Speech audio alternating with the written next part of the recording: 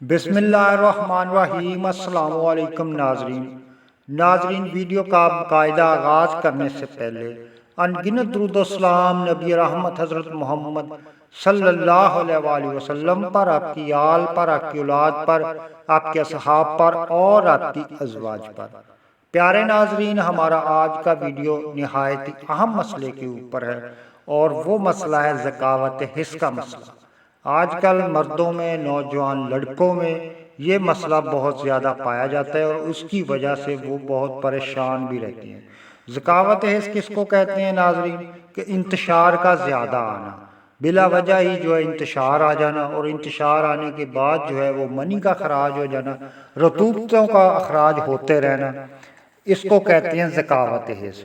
تو زکوٰۃ حص کا نہایت ہی آسان سے آسان علاج میں آپ دوستوں کو آج بتانے جا رہا ہوں، جس کو استعمال کرنے سے انشاءاللہ 100% جو ہے وہ انتشار کا مسئلہ، زکوٰۃ حص کا مسئلہ جو ہے وہ بالکل ختم ہو جائے گا۔ نہ کہ زکوٰۃ حص کا مسئلہ ختم ہوگا، بلکہ مردانہ طاقت میں بھی جو ہے وہ اضافہ ہوگا۔ تو ویڈیو کو اینڈ تک لازمی دیکھیے گا، اور جو ناظرین نئے ہیں ہمارے چینل پر، اور اگر آپ نے ہمارا چینل سبسکرائب نہیں کیا تو برائے مہربانی چینل کو سبسکرائب کر لیں اور ساتھ دیے گئے بیل آئیکن کے بٹن کو بھی لازمی پریس کر لیں، تاکہ جو بھی ہمارا نیا ویڈیو آئے وہ نوٹیفیکیشن کے ذریعے آپ کو مل سکیں۔ تو چلتی ہیں ناظرین زکوٰۃ حص کے مسئلے کی جانب۔ پہلے تو یہ سمجھ لیں کہ زکوٰۃ حص کہتے کسے ہیں اور ہوتی کیا چیز ہے، اور کس چیز سے اس کا علاج کرنا چاہیے، کون سی غذائیں ہیں جو آپ نے استعمال کرنی ہے اور کون سی غذائیں ہیں جو آپ نے اس میں چھوڑنی ہے۔ ناظرین، اگر کسی کو زکوٰۃ حص کا مسئلہ ہو جاتا ہے تو سب سے بڑی غلطی یہ کی جاتی ہے کہ اس کو جو ہے وہ بالکل ہی ٹھنڈی ادویات یا ٹھنڈی غذائیں جو ہیں وہ کھانا شروع کر دیتے ہیں۔ اس سے کیا ہوتا ہے کہ چند دنوں کے لیے جتنے دن آپ وہ غذائیں استعمال کر رہے ہیں، خوراک استعمال کر رہے ہیں یا وہ میڈیسن نسخہ وغیرہ استعمال کر رہے ہیں، اتنے دن تو رطوبت کا اخراج جو ہے وہ رک جاتا ہے، انتشار بھی کچھ نہ کچھ کم ہوتا ہے۔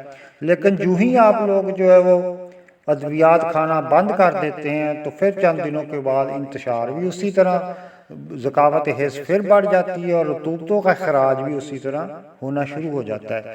تو آپ لوگ پھر کہتے ہو کہ میں نے اتنے پیسے لگا دیے حکیم صاحب کے پاس، اتنے پیسے لگا دیے، لیکن آرام جو ہے وہ بالکل نہیں آیا۔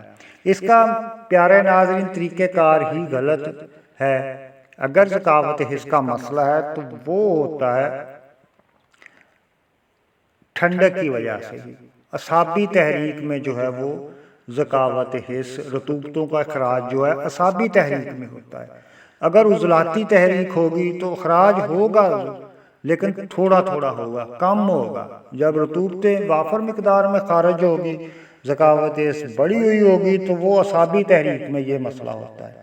تو اب ایسے مریض کو کیا کرنا چاہیے کہ اس کو عضلاتی اعصابی خوراکیں جو ہے استعمال کرنی چاہیے، اور عضلاتی اعصابی ہی نسخہ میں آپ لوگوں کے ساتھ آج کے ویڈیو میں شیئر کروں گا، کیونکہ جب عضلات طاقت میں آئیں گے تو رطوبتوں کا اخراج بھی رک جائے گا اور مردانہ طاقت بھی بہتر ہو جائے گی، اس میں بھی اضافہ ہو جائے گا، اور بلا وجہ کا انتشار جو آتا ہے، زکوٰۃ حص جو بڑی ہوئی ہے وہ بھی بالکل انشاءاللہ نارمل ہو جائے گی۔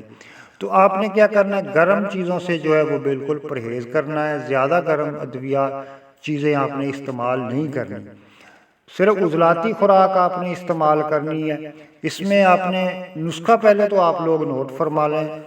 نسخہ نہایت آسان، آج کل کیکر کے درختوں پہ پھلیاں جو ہیں وہ وافر مقدار میں لگی ہوئی ہیں، اور ان کو توڑنے کا ٹائم بھی یہی ہے۔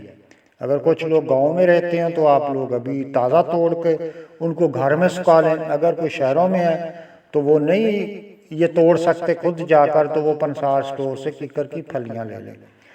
جتنے وزن میں آپ پھلیاں لیں گے اس کے ڈبل وزن آپ نے کوزہ مصری جو ہے وہ لے لینی ہے۔ ان دونوں چیزوں کو آپ نے بریک پیس کر صبح دوپہر شام ایک ایک چمچ آپ نے اس کا استعمال کرنا ہے۔ انشاءاللہ ایک بار آپ لوگ یہ نسخہ استعمال کر لیں تو پھر آپ دعائیں دینے پہ مجبور ہو جائیں گے، کیونکہ آپ کے زکوٰۃ حص کا مسئلہ اور رطوبتوں کے اخراج کا مسئلہ جو ہے وہ انشاءاللہ بالکل ختم ہو جائے گا۔ اگلے ویڈیو تک اجازت دیجیے، دعاؤں میں یاد رکھنا۔ اللہ حافظ۔